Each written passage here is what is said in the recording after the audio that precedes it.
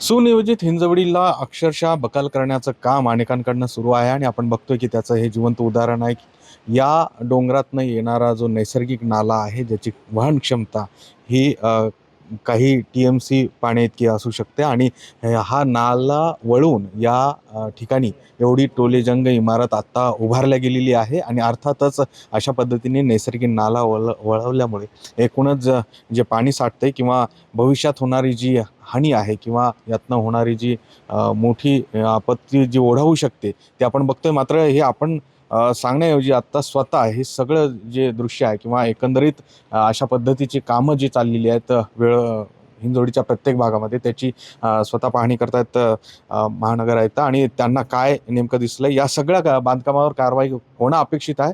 मात्र तरी देखील ही बांधकामं आत्ता उभारल्या गेलेली दिसत आहेत. यापुढे भविष्यात असं होऊ नये म्हणून आजूबाजूची जी बांधकामं आहेत त्यांना देखील नोटीस इश्यू करण्यात आल्यात. मात्र कठोर कारवाई करण्याची जी मानसिकता आहे ती आता प्रशासनाची झाली आणि स्वतः त्यासाठी महानगर आयुक्त स्वतः पाहणी करण्यासाठी आलात. तुम्ही अगदी सकाळपासूनच हे सगळे स्पॉट जे आहेत ज्याच्यामुळे नैसर्गिक आपत्ती ओढवू शकते ती पाहणी करत आहात. अशा अनेकांना नोटीस दिलेल्या आहे. नाही, नाल्यांच्या बाबतीत जे आहेत ते 15 नाले आयडेंटिफाय केले होते MIDC आणि PMRDच्या हद्दीमध्ये. त्यातला हा एक नाला आहे. तर आपण बघताय की ते डोंगरावरनं तो खाली येतोय, परंतु या स्पॉटला आल्यानंतर तो डायव्हर्ट केला. आता ते डायव्हर्शन जे आहे ते मी रेकॉर्ड चेक केलं, त्याला डायव्हर्शनची परवानगी नाही आहे. आणि वरनं जे पाणी येतं आहे तर त्याचं वरचं जे व्हॉल्यूम आहे ते खूप मोठं आहे. पण याच ठिकाणी आल्यानंतर नाल्याचं ती पात्र जे आहे एक तर डायव्हर्ट केलं आणि ते छोटं केलं. आणि याच नाल्याचा शेवटचा पार्ट जर आपण मेट्रोच्या त्या वायडक्टच्या आसपास पाहिला तर तो असा शेतावरचा पाण्याचा हे असतो ना पाट शेतामधला चर किंवा दंड म्हणतात त्याला, छोटंसं आहे एकदम. वर इतका रुंद आहे आणि खाली छोटा केला आहे. तर ह्याला हे सगळं जर का अनाधिकाऱ्याने केलेलं आहे, परवानगी न घेता केलेलं आहे, त्यांच्यावरती प्रशासनाकडून आम्ही कठोर कारवाई करणार. फौजदारी गुन्हे दाखल करण्यासंदर्भात मानसिकता तुम्ही केली? नक्कीच. आता जिथे परवानगी नाही त्या ठिकाणी 100% फौजदारी गुन्हे दाखल होतील. कालपर्यंत आम्ही सगळ्यांनी वेळ दिली होती, ज्याने त्याने आपापल्या परीनं आपल्या हद्दीतलं जे काही पाणी ब्लॉक केलेलं आहे तर ते त्यांनी त्या पाण्याला वाट करून द्यावी. पण असं दिसतंय या ठिकाणी की ते नाल्याचं पाणी जे आहे ते खाली वाहून जाऊ शकत नाही. आणि जरी गेलं तर मग रस्त्यांचे पाट किंवा रस्त्यांचे नाले अशी काहीशी स्थिती तिथे. पण मग याचं जे आहे निकषण ते होऊ शकतं का? अशी किती प्रोजेक्ट आहेत? खरं तर हा प्रोजेक्ट याला कम्प्लिशन मिळाल्याची माहिती मिळते आणि मग आता पर्याय काय काय आता? नाही, आता हा ज्या ठिकाणी आपण उभे आहोत या प्रकल्पाला कम्प्लिशन नाही मिळाली. त्याला बांधकाम परवानगी दिली, याला स्टॉपर पण दिली आपण.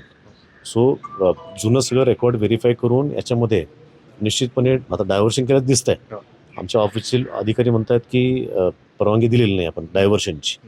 आता याच्या खाली एक बांधकाम आहे तर तिथे कम्प्लिशन पण दिलं आहे आणि डायव्हर्शन त्यांनी पण केलेलं आहे. सो त्याच्या खाली एक कंपनी त्यांनी डायव्हर्शन केलेलं आहे.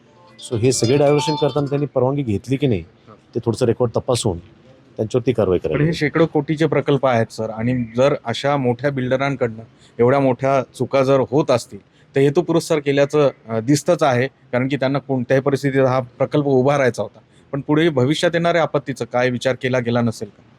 नाही, आता याच्यामध्ये त्यांनी निश्चित त्यावेळी काय विचार केला, कारण ही परवानगी जी आहे ती 2023 सालातली आहे. तर परवानगी देताना काही जी आपल्याकडे सूत्र ठरलेली आहेत ती पाहायला पाहिजे होती. पण थोडंसं आम्ही आता रेकॉर्ड व्हेरीफाय करून जे जे त्यांनी व्हायोलेट केलेलं आहे त्या सगळ्याचं एकत्र करून त्याच्यावरती कारवाई आम्ही प्रस्तावित करतो. आणि जर ही आर्थिक संबंध याच्यामध्ये आल्याची शक्यता वर्तवत आहेत अनेक जण, असं जर असेल आणि त्या परवानगी तशा पद्धतीने दिल्या गेल्या असतील तर संबंधित अधिकारी जर खात्यात असतील तर त्यांच्या विरोधातही कारवाई. नाही, आता काय होतंय की आता आपण जे विचारलं हे असंच असेल असं पण नाही आहे. बऱ्याच वेळा काय होतं की ऑफिसमध्ये बसून काही गोष्टी होतात, फील्ड व्हिजिट केली पाहिजे किंवा कम्प्लिशन देताना साईट पाहिली पाहिजे, लोक पाहतात, नाही असं नाही आहे. परंतु कुठेतरी आता हा जो प्रवाह आहे याच्याकडे नजरअंदाज केला आहे की जाणीवपूर्वक केला आहे की नजरअंदाज झाला आहे माहीत नाही आहे. सो आता तो तपासाचा भाग आहे.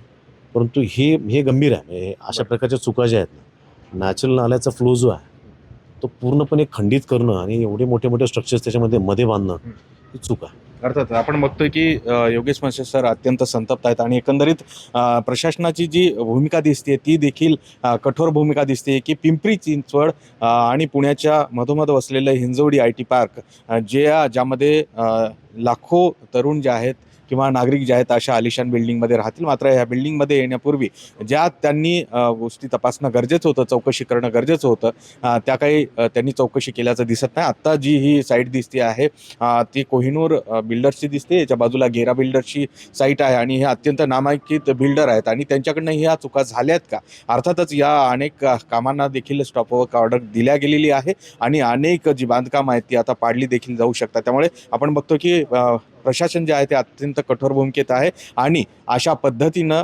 शेकडो कोटी रुपयाच्या ज्या बिल्डिंग आता नाले वळून उभारल्या गेलेल्या आहेत, त्यामुळे नैसर्गिक स्रोत जे आहेत त्याला मोठा अडथळा निर्माण झाला आणि ज्या पद्धतीने हिंजवडीमध्ये आता पाणी साठतं आहे त्याला मुख्य कारण ह्याच गोष्टी दिसतात. सुरेश पाटील सर, गोविंद वाकडे, न्यूज 18 लोकमत, हिंजवडी.